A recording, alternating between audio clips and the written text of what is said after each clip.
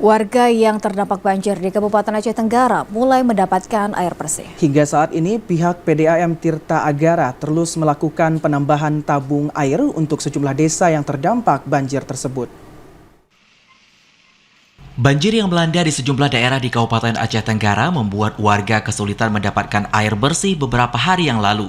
Kini warga yang terdampak banjir mulai mendapatkan air bersih untuk keperluan sehari-hari. Pihak PDAM Tirta Agara telah meletakkan beberapa tabung air di beberapa desa di Aceh Tenggara yang terdampak banjir 2 hari setelah banjir melanda, seperti di desa Lawe Hijau dan desa lainnya. Hingga saat ini pihak PDAM Tirta Agara terus melakukan penambahan tabung air untuk sejumlah desa yang terdampak banjir tersebut. Salah seorang warga Lawe Hijau, Al-Khajali, mengatakan bahwa ia sangat bersyukur telah bisa mendapatkan air bersih dari pemerintah untuk keperluan sehari-hari seperti mandi, sholat, memasak, serta keperluan lainnya. Air, ambil air. Untuk apa Pak airnya Pak? Untuk cuci piring lah, untuk sholat.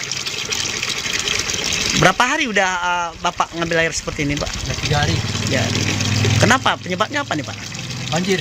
Banjir Semua. Warga berharap dengan penyaluran bantuan berupa air bersih, pemerintah diharapkan juga memberikan bantuan dalam bentuk lainnya. Dari Aceh Tenggara, Abdul Aziz, TVRI melaporkan.